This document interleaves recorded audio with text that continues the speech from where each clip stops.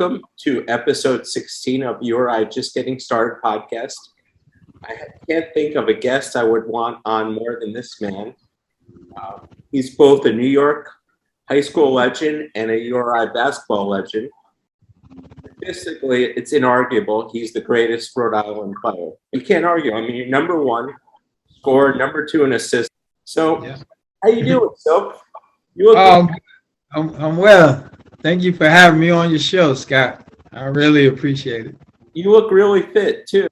Well, I do work out 4 days a week, so on the treadmill. So I try to stay in shape because I'm getting up in age now. So don't say that because I'm older than you.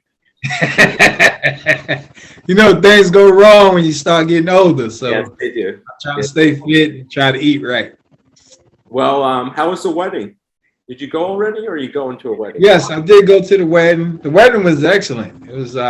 We had a good time. I danced a little, and without tripping over my other foot. To be honest, I'm not a real dancer, so the two-step was good for me. I want to thank your beautiful wife for tweeting and getting me connected with you again after all these years as a manager in the 80s with you for 2 seasons, two seasons, right? She really appreciates you as well. So, and thank you for saying she's so beautiful. So, you have a personality, and I saw you. I'll tell you an example of it. I watched an hour and 32 minutes of this dude called Basketball Heads, and he's cracking me up. And you were very loose with him too. You guys, obviously, you go way back. But I have to say one thing, so I've never seen a podcast host sweat as much as he did. He was sweating. Let me set this up with you, just our history. I was a team manager, and you were a freshman, and we were together on the team for 2 years. I sat on the bench, and you were an incredible guy on and off the court. You know, I have to tell you, I used to give water to you guys during the game and timeouts, and you were always so gracious. And then some people would just look at me and like, get away from me. I'm not going to mention names, but no names. No names. But you're probably thinking, I know who that is. But let's start. Let's have some fun here. Let's start with some highlights. Tom Carrick and Carlton Owens take a back seat to no one. Running mate Carlton Owens is a dazzler. Silk to his teammates, his smoothness is a perfect complement to the hard-working Carrick style. Enjoy it today. Bracewick missed a three-point attempt. And let's see if the presence of Kenny Green can maybe spark Rhode Island. Look at Owens in the lane. Great shot. Ball club. Averaging 14 points a game.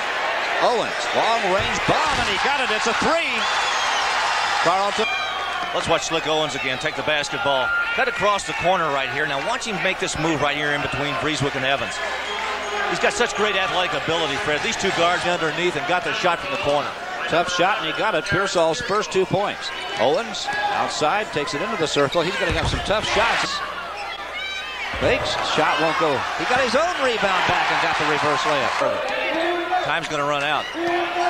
Owens loose in the circle. That one will fall. 15 seconds on the shot clock. Owens is going to take it from the circle. Got it. I've had a lot of fans ask me questions today. The response, one of them is, how'd you get the nickname Silk? So in New York, everyone pretty much have a nickname if you play basketball. Mm-hmm. And one morning, I was out working on my game as usual.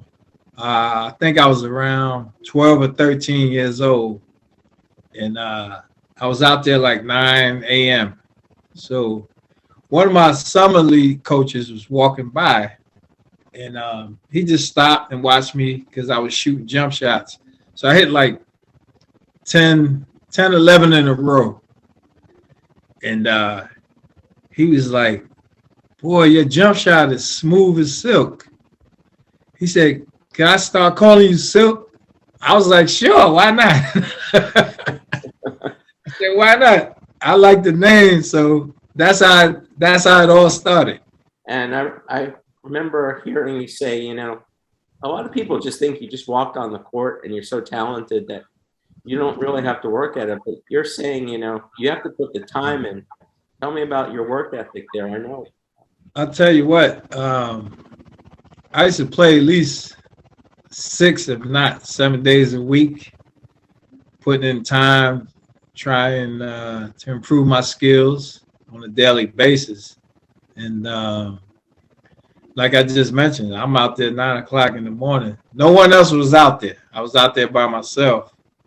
And, you know, if you continue to do that, and this is for the young guys out there, if you continue to work on your game, you know, you'll have good results at the end. So growing up in Brooklyn, there's a lot of good players out there, a lot of talented kids.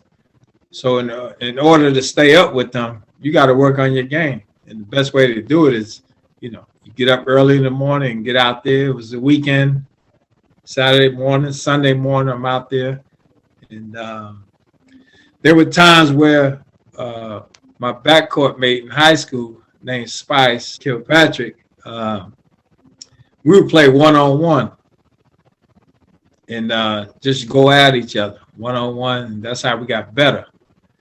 And so it carried over to the high school level, as well as, you know, playing AAU ball. So, you know, like I said, the only way to get better is to get out there every day and play. So I don't care if it was cold, if it was hot. We would play, not to ramble, but we would play in the wintertime. Snow was out. We would shovel the snow up and play half court, one-on-one. So I'm left-handed, he's right-handed. So I would have the right-hand glove. He would take the left-hand glove. So it kind of worked out for us. You know what I mean? I'm so glad you told me. And we would go at it. Now, we really good friends. We best friends. But on the court, you're not my friend right now. You know, I'm trying to destroy you. He's trying to destroy me. So that's how we got better. Like I said, I'm a nice guy off the court, great personality, but on the court, it's just something that gets into me. Like, I'm just a different person on the court. I just want to destroy you. And then we could be friends again once the game is over. So let's learn even more about Silk. You were recruited by Brendan Malone. He's a good friend of mine. I've stayed in touch with him just as long as you. And he took the job at URI, and you just came along with him.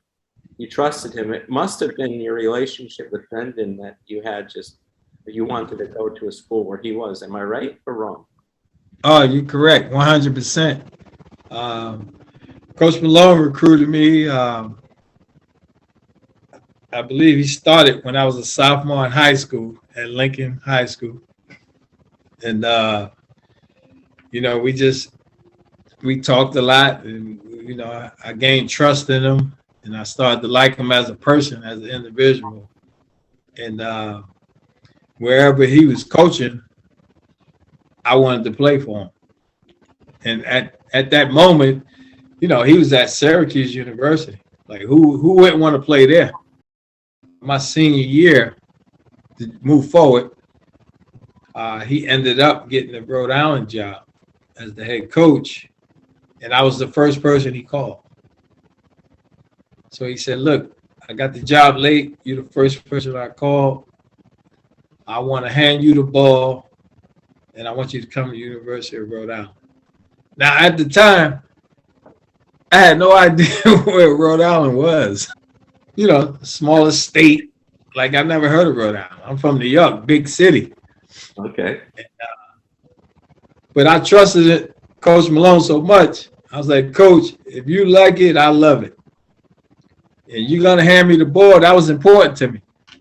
If, you know, I asked him, am I going to play right away? Am I going to start? You know, just some of the questions I asked. And he said, look, I'm handing you the ball. You're going to run the team. I said, Coach, you don't have to say any more. Where do I sign? I haven't even taken a visit. Nothing. I said, where do I sign? Coming. Well, And the rest was history. That's how I got up to University of Rhode Island. who's this guy over here? Yep, on the bottom of the picture. This cute little kid. Oh, you got an old picture of me. Yeah, I do. I'm on the bottom right. I don't know how old I was there. Probably, I don't know, 7. So were you the baby? Were you the spoiled? I was the little one too. I guess I was a little spoiled. Were you that way? Being the youngest? Yes, I was the youngest of 5. 2 older brothers, 2 older sisters, and I was the youngest. And so, of course, they spoiled me. And but I always say I wasn't spoiled. You know, they always say I was. Yeah, I hear the same thing. And what about the picture above there? You look like you're starting to like really get that attitude a little bit. Like I'm so cold. Yeah, I was getting a little older there, and so by then I knew I was going to be a decent player because I started playing Scott when I was 3 years old. So I started at a very, very young age. My dad used to take me to work with him on the weekends, and we would stop in some gym, and he would play, you know, with his guys, and I'd be on the side just trying to throw the ball up and hit the basket every now and then. But, you know, I just felt it from then at 3 years old. As I got older, obviously I got stronger, and then I was able to make it. So I was a shooter since I was young. So, and what'd you ask for Christmas? What'd you ask for? I asked for a basketball. Okay. I wanted a basketball and a big wheel. Yeah. So if you're too young, you probably don't know what a big wheel is. Of course I do. I never got one. Yeah. And once I got my basketball, I went right outside. One of my older brothers took me out, and it's Christmas Day. Wow. Cold. I said, I want to go out and shoot. And he took me out there. I was trying to fling it up there, you know, as best I can. And that's when it all started. I had the love for the game. Actually, because my dad was a New York Knicks fan, right? So when he would come home from work, the Knicks was on. And I would sit there and watch the Knicks. So I knew about Walt Frazier, who was my idol. That's why I wore number 10. How good was your team? I understand you only played 2 seasons. Yes. Still dominated. But how good were your teams? I mean, you guys were one of the best teams in New York City. Oh, yeah. We my sophomore year, because I came in as a sophomore. Most kids nowadays going to high school as a 9th grader. But I went to what we call middle school, which is 7 through 9. So I came in at the 10th grade. We had a really good team, and we ended up losing in the semifinal in the playoffs against a team called Alexander Hamilton. We lost to them guys in the playoffs by, I believe, about 3 points. Wow. And I had a good season. I started at the point guard, and I averaged like 16 points a game as a sophomore. So my stock was rising, and I was like one of the better sophomores in the country. And then, you know, then my junior year came. I got shot, and so I missed my whole junior year. Yeah. So at that time, it was rough for me because all the recruiters that was coming out because I was shining as a sophomore disappeared. Because, I mean, you missed your whole junior year. That was the year I was supposed to really shine. Mm-hmm. And so missing my whole junior year kind of hurt me on the recruiting end. And so I don't know, was it because, obviously because, you know, I got shot, wasn't able to play, or I wasn't sure was they thinking I was a bad kid, which I wasn't. So you never know what the recruiters are thinking. But once I got through that junior year, which I don't want to get into, I don't want to get emotional. I understand. But, you know, I rehabilitated myself, and I got shot in my left arm, and I'm lefty, so there was no guarantee I was going to be able to play again. So, you know, it was hard on myself, hard on my family.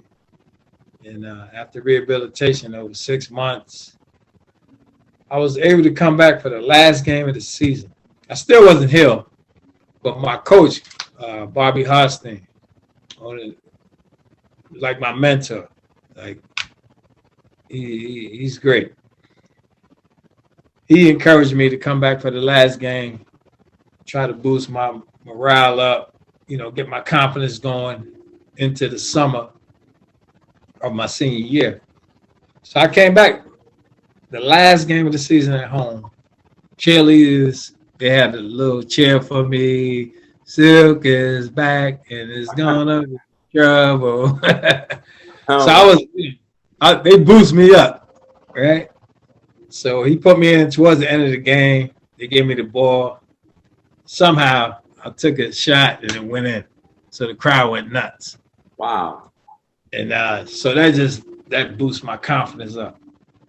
And so I worked even harder after that, going into that summer. And yeah, so that was great. So I really appreciate my coach doing that for me, boosting me up, you know, get my confidence up that I can still do this. And the best thing that happened for me was I was able to develop my right hand.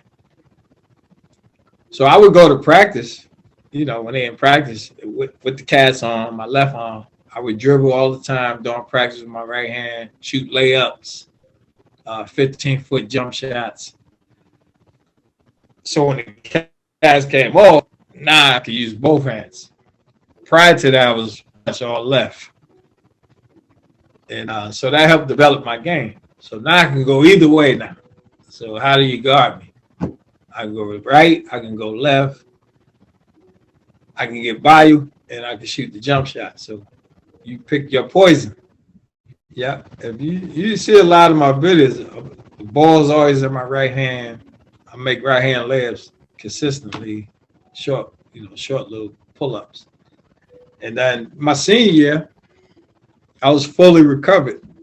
And went to this camp called AFB, Athletes for Better Education, by Nike. It was ran by Nike. Sonny Vaccaro ran it. My coach, Coach Hostin, was involved with it. And I ended up having a great camp. So my stock went back up.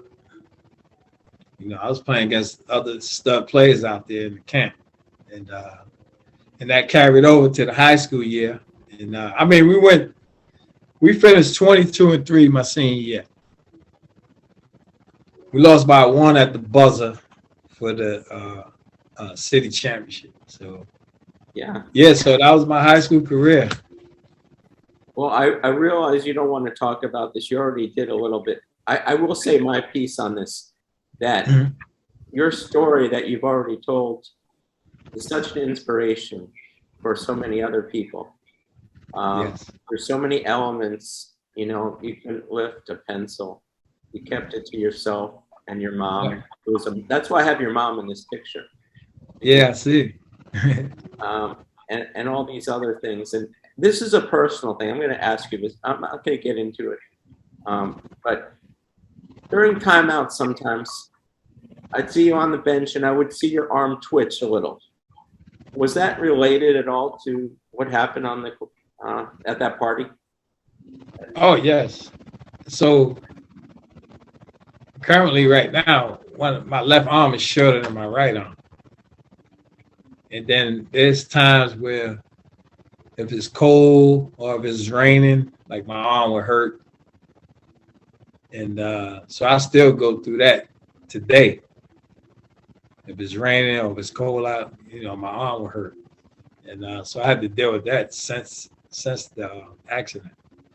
Wow. And, yeah, so, you know, it was rough. That was the toughest thing I had to go through in my life.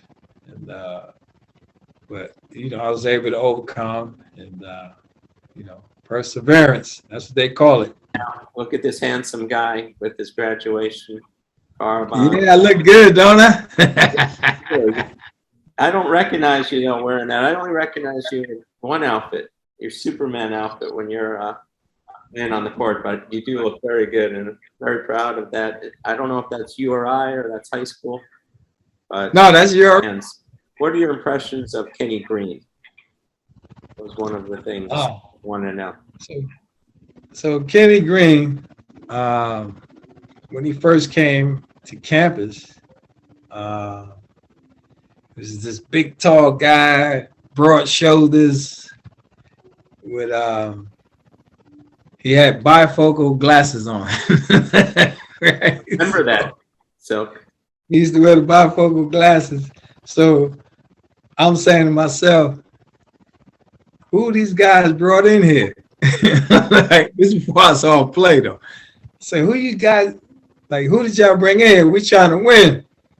Y'all bringing in some guy with these bifocals. I don't even know if he could play. That's why they say never judge a book by its cover. So that was funny at first. And then, then once we started playing, Kenny got on the court, and I was like, oh, this kid's going to be good. He blocking shot. He could score on the post. We didn't really have nobody like that my first 2 years. So I was really excited. I was like, oh, this kid can play. We might do some things this year, which was my junior year. And, Kenny was blocking shots, dunking on people, and pick up games, and then to carry over to practice. I was like, oh, we got something here. And, I was really pleased with Kenny. Really, really good player. Good player. You know who recruited him? A little quiz. Well, Coach Malone recruited him. I believe my sophomore year. Coach Malone recruited him. He saw him down in Connecticut in Waterbury. Yep. And he said, I got a good big coming in. I was like, yeah, we need it. We need somebody that can score the ball, rebound, block shots. And he said, well, I got the guy for you. But like I said, when I saw him with the bifocals, I was like, are you sure this is the guy? I got him on next week. We're going to be doing our all retired team. He has his team list, and I'm going to have to tell him about those bifocals, see what he says. Oh, yeah, tell him. After a while, we used to say to Kenny, you got to get rid of them glasses. I'm sorry. Well, you have to really contacts or something. You got to get rid of them glasses. Look at that picture. It was all in fun and love, and he understood. So it was nothing personal. But here's another thing. What was your fondest memory as a URI player? Another question from the fans. My fondest memory was when we made it to the NCAA tournament, because you got to remember, my first 2 years, we wasn't that good. So my freshman year, we won 8 games. I think we went 8-20. My second year, we went 9-19. So we wasn't very good, even though we was making improvements my sophomore year, but we still wasn't good. Now, I came from a program we was always winning. High school, I lost 3 games my senior year. My sophomore year in high school, I think I might have lost maybe 5. So I came from a winning program.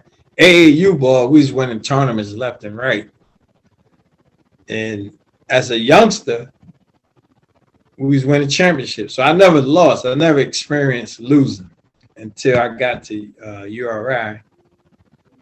And so making the NIT first in my junior year, that was a big accomplishment for me.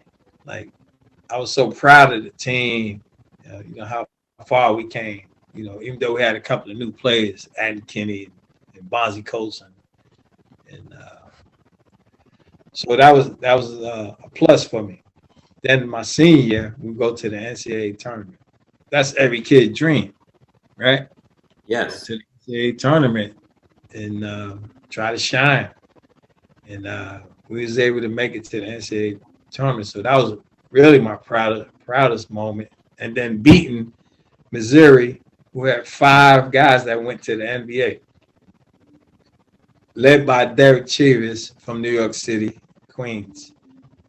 And then moving on to beat almighty Syracuse, where they had Ronnie Cycli. He was the #1 pick, I believe, in '88 draft.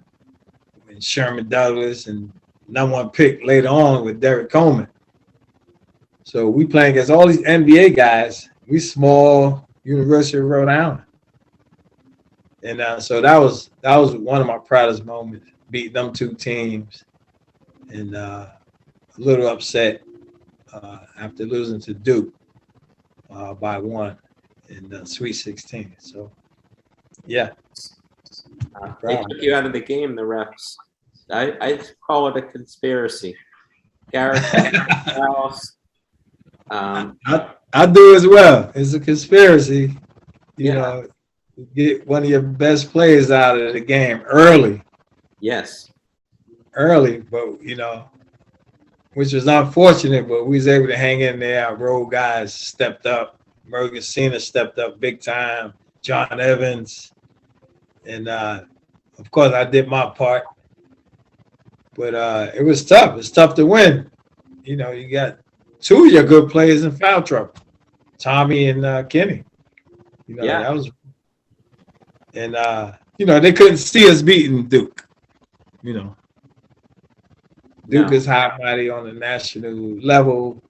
We're on the verge of coming up, but they just couldn't see it happening. So sometimes officials can control the game and control the outcome of a game. Who would you have played next if you won that game? I'm so curious. If we would have beaten Duke, we would have played Temple. Whoa. And Temple beat us 3 times that year. I know. 3 times. And they was #1 in the country when they beat us, though. So we wasn't playing against, some scrubs.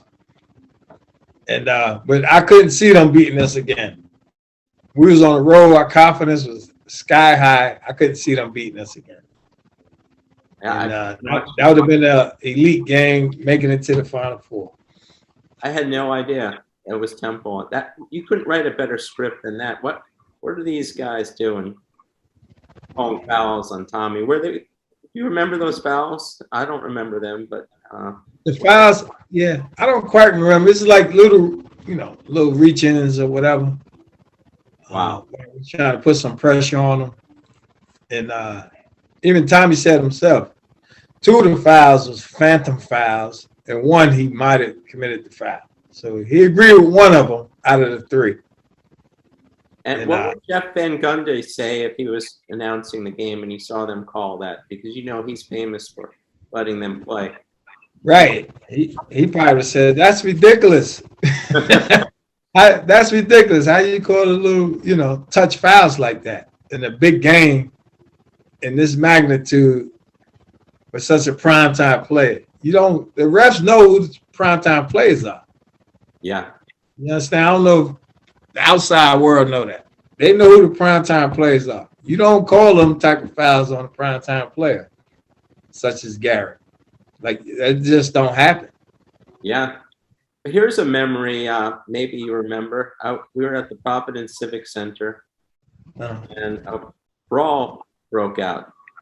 And everyone ran on the court, and I ran on the court. I'm 5'9", little kid. And all of a sudden, I see this guy, Jacek Judek. He's like 7 feet tall, 200 and whatever, 80 pounds. I ran right back to my seat. Hey, Scott, that's a smart move. What was I thinking? So yeah, remember you're that? A smart man to run back to the bench. Well, now we got Sweet 16, and I have a bunch of questions. First of all, you loved both coaches. Tom Penders, I was still a manager then. This guy never looked nervous. He was extremely confident. And I say he's like the Xanax for the team. his confidence seemed to rub off on you guys. You had so much confidence going into all of those games, including Missouri and Syracuse. Oh, no Talked question. about it. Do you think it rubbed off on you guys? Oh, no question. No doubt about it. His first day at practice, he instilled confidence in us. To play free. Don't worry about making mistakes. Take shots that you can make. As a player, that's all you want to hear. Like, take shots you can make. And I took that with me to today, the way I coach. Take shots that you can make, play freely, play with confidence, and good things will happen. So coach was good like that. And when Coach Pennis came in, that's when Tommy Garrett started to shine, because he instilled that confidence in them. And he already had the ability, but coach made you believe that you can do it, And not only Tommy, all of us. But Tommy really started to shine. He went from, not playing as much to playing 39 minutes a game. If that's not confidence, I don't know what is. And encouragement, he always encouraged us. Coach Spencer was the best. He was the best at that. And we took his personality. That's why we had no fear. Coach would tell us, look, you're just as good as these guys, right? They're at a higher level, but you're just as good as they are. He would tell us. That's what he said. F them. Missouri game, right? Excuse me? He said it wasn't an upset when you beat Missouri. It was an upset. We felt we was better than them going into the game. So it was no fear. Like, we had no fear, the whole team. We was like, we're going to beat these guys. We're going to destroy them. We don't care they got 5 guys predicted to go in the NBA. 3 of them first round. Yeah. That didn't fair us. And that's what I love about our 87, 88 team. We had no fear. And I grew up that way, coming from Brooklyn. You don't have no fear. If you got fear growing up playing in Brooklyn, you might as well not even play. I brought that attitude with me. And then Coach Pennis helped take it to another level. And he instilled that in all his plays. I mean, even the guys on the bench, there's no fear. We knew we was going to win. That's the confidence we had. And we went out there and showed the world. We showed the world how good we was. Tell me, how were Malone and Penders different as coaches? Coach Malone was more, he was more direct. He wanted to make sure you understand why you're doing this and why not to do that. He was direct with everything. So we're doing this because X, Y, and Z. He would explain everything to us. So we understood the game a lot more with Coach Malone. He helped you understood why you was doing things out on the floor. Don't just go out there and do stuff for no reason. And which, it helps with your basketball knowledge. I understood, why I was doing X, Y, and Z. And with Penders, the X, Y, and Z became, okay, we're going to play up tempo now. I understand why, because we got the athletes to do it. You understand? We got the shot blockers in the back, so we can pressure full court. We got Bonzi Colson blocking everything. You come near the rim, it's a block shot. If Bonzi not blocking it, we got Kenny. There was times when both of them was blocking the shot. We didn't know who to get the block shot to. Do you think Brendan could have taken you to the Sweet 16? I know that's a tough question, but he was a darn good coach. Oh, no. Coach, like I said, Coach Malone was a good coach because my sophomore year, even though we lost 19 games, every game was competitive. We was losing in overtime, at least 4 or 5 games that year. Some games we lost by 1. Some games we lost by 3. And that's all about just getting a better player, some better players on the roster. That's the only difference. Yeah, you did. If Coach Malone would have stayed, we still would have won some games. Now, we'd have won. And there's no doubt about that. Interesting. Yeah, there's no doubt about it. It's just it would have been a different style. That's all. This might be your favorite part of the podcast. Look at these numbers. 21-14. Only guy to get 2,000 points in the school history. And they continue. I'm going to keep going with this. Field goals made. Yeah. 3-point percentage. So here's another one. You're number one. You're number one in points scored and 3-point percentage. And in Garrick's number 2. What a backcourt that was. Yeah, we had a great backcourt. and you were missing out on 3-pointers for the first 2 seasons. So that's 100 isn't a correct number. You're right. So my first 2 years, there was no 3-point shot. Which I don't know. I don't know how to put it. Could it hurt me or help me with my field goal percentage? I shot 46% from 3. That's a high percentage. Assists to the far right. You only trail one person, Tyson Wheeler. So you were a true shooting point guard. Number 2 assists in the school history. And you had the best backcourt in America. And when you played Temple, you had the 2 best. Yeah, I love my backcourt partner, so I wouldn't trade him for anyone. And I don't know if you remember this in practice, but Tommy always led the way when you were doing wind sprints. He was really fast, wasn't he? Oh, yeah. He was like a machine.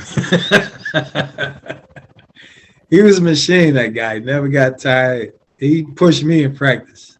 And wind sprints, I would come in second. Never came in first. Yeah, I saw that. And you were pretty fast, too. Man, I was fast. Endurance there. This urban myth. This one, I think you're going to enjoy. Did the Xavier coach recruit you in person? Yes, sir.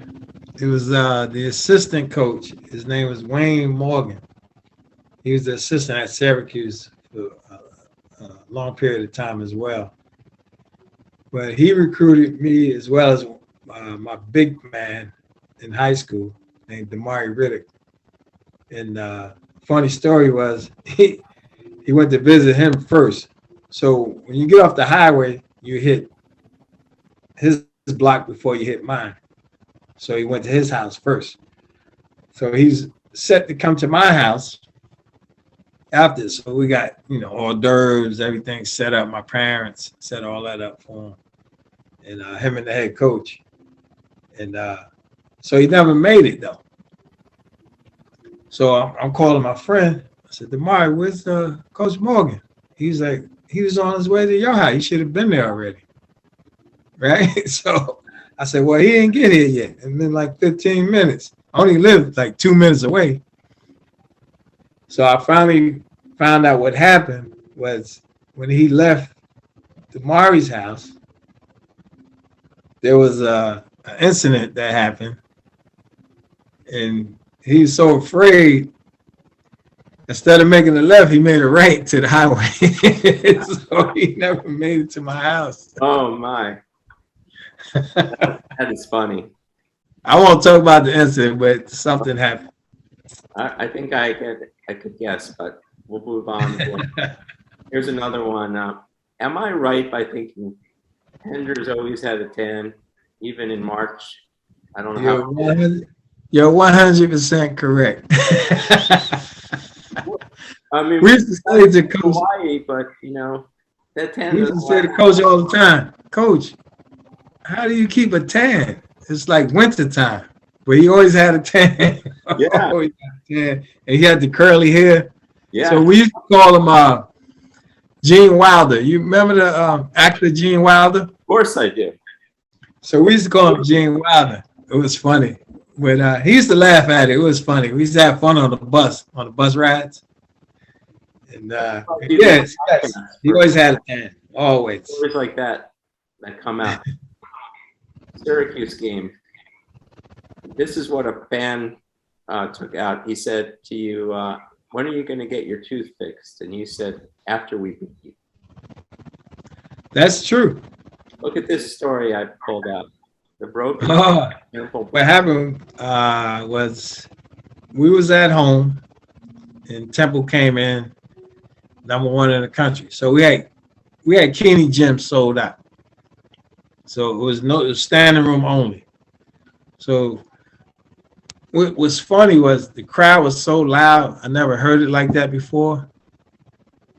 And I had goosebumps before the game. Now, I get nervous before every game, but this game was different. I've never heard Kenny that loud. And it's, we had everyone at the game. It was amazing. And, they coming in #1. So we going neck and neck with them, back and forth. They score, we score. We score, they score. Close game. Second half, it was like a 3-point lead, Temple up. So we go into our press. So I was in the middle of the press. On the offensive end, Ramon Rivas, he was in the middle of the press. Now, I don't know if you know who Ramon Rivas is. 6'10", 290. Oh, wow. So picture that. 6'10", 290. I'm 6'1", 155. Soaking wet. All right? So I'm in the press. I'm standing behind him. He turned around. He looks at me. So you know I'm behind him. So before they threw him the ball, it was a little nudge though. And boom, and he just bowled me right in my mouth, knocked my tooth out. So I was like, I can't believe he knocked my tooth out. Right? So I'm pissed off. I'm looking for my tooth. This is why the game going on. So then Coach Pender said, you don't let nobody hurt your star player. He said, I'm not telling y'all to do anything. Then I said, Bonzi, you better take care of it. Bonzi was our intimidator. I said, Bonzi, you better take care of that. He just knocked my tooth out. So then Bonzi said, okay, don't worry about it. I got it. So I went in the back, came right back out. So we go up. So it went up and down a couple of times. So it came back to our bench. Right? Shot went up. Shot went up. So Bonzi turned around and he punched Ramon Rivas in the face. Shot went up. He didn't even box out. Shot went up. He turned around, punched him in the face, and then Ramon started running. He's the biggest guy on the floor. He running. And then the brawl just broke out. It was like we fighting, people getting hit in the face, stomped on the floor, and all out brawl. Yeah. And then after URI, look at that guy there. You look so natural as a coach. Yes, sir. State without Kennesaw State right there. So you played in this youth coach at some pretty impressive places. I have Texas, Nebraska. So Silk, I have a theory. I think that in today's NBA game, you would have made it in the NBA because everything is positionless basketball and three-point shooting. Yeah, you're a great three-point shooter, as we know, #1 for the URI. What do you think about that? Would I have made it, you saying? Yeah, I think you would have made it in today's NBA. This is one of the fans said to us. There's no doubt in my mind I would have made it. If I came out during this decade, I would have made it with no problem because, watching college basketball now, I don't think these guys would have been able to handle me, first off. So I would outshine most of these guys that's getting drafted right now. Along with Tommy, Kenny, By the way, Ish Leggett just announced he's coming back to URI. Who? Leggett. Leggett. He's one of my favorite players. He plays hard every single play, like someone else I know. I'm looking at him right now. What were your impressions? You know what? What's that? Does he wear number 10? Yes, he does. He better represent. I don't know him, but he better represent. He wearing number 10. That's my number. I just asked him to come on the show, and I'm going to ask him that. And I'm sure he knows who you are. You guys should connect.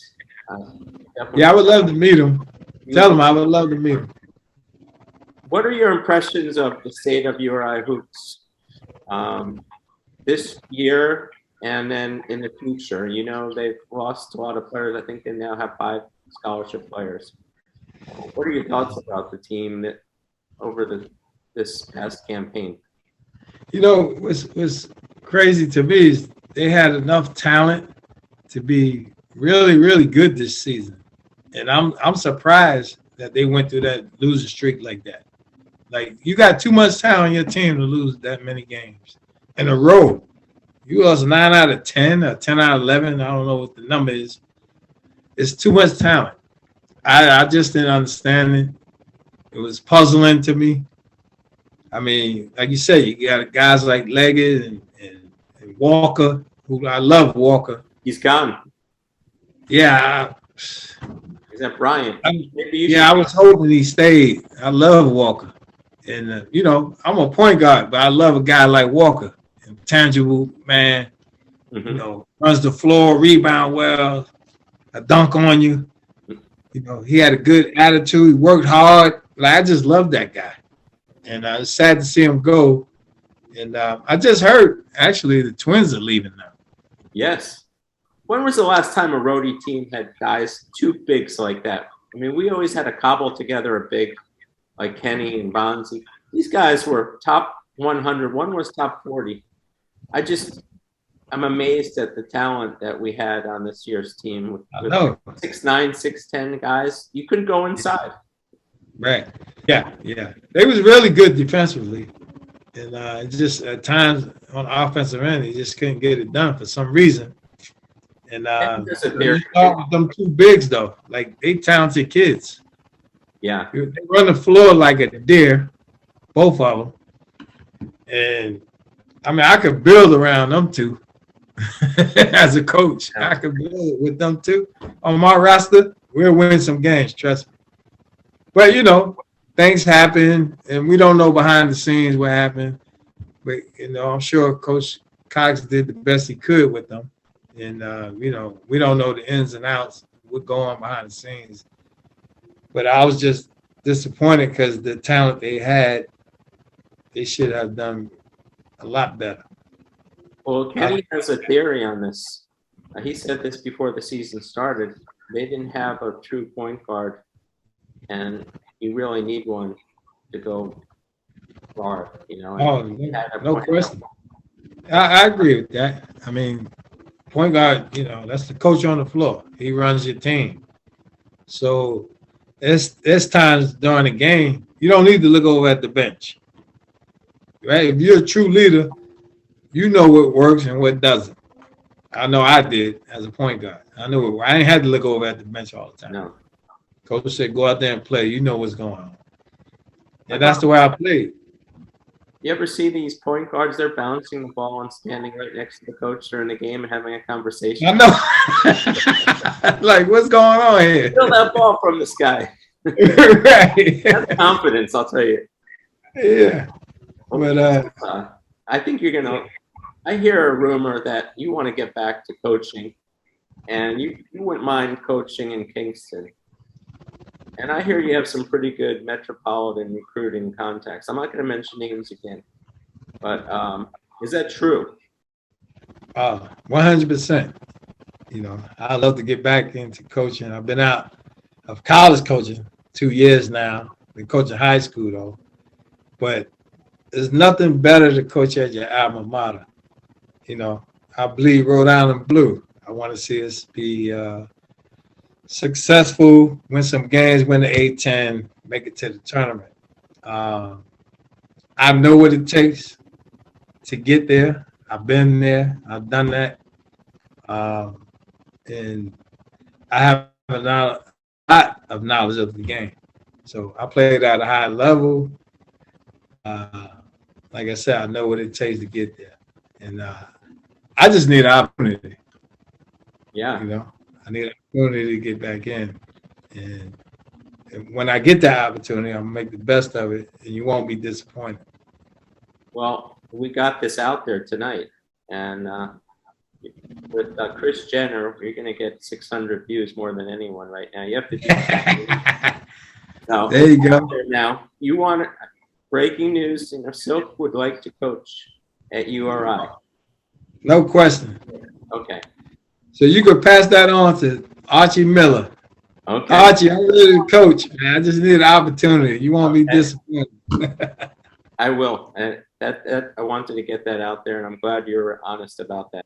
But it's been an honor, Silk. It's been too long since we've been in communication. Oh, yeah. I had the best seat in the house watching you play. I was sitting on the bench, and I could see you were in a war. Freshman year, you averaged 14.5 points. That's one of the reasons why you're the all-time scorer. I mean, who scores that much as a freshman? That's a lot of points. Yeah. And you know what's funny though? You saying that? Yeah. Not to cut you off. You saying that? My first game as a freshman, I missed a wide open layup. That was my first bucket I would have made. And I finger roll in front of the rim and hit the back of the rim. I'll never forget that in my life.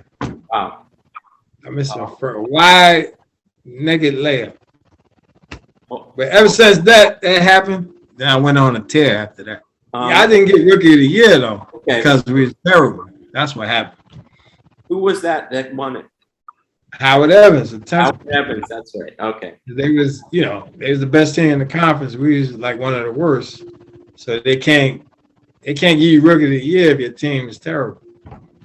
I think it's conspiracy. Yeah, that's what I said. Let's stay in touch. Your beautiful wife has invited me to hang out and stay with you guys sometime, and I'm going to take you up on that offer.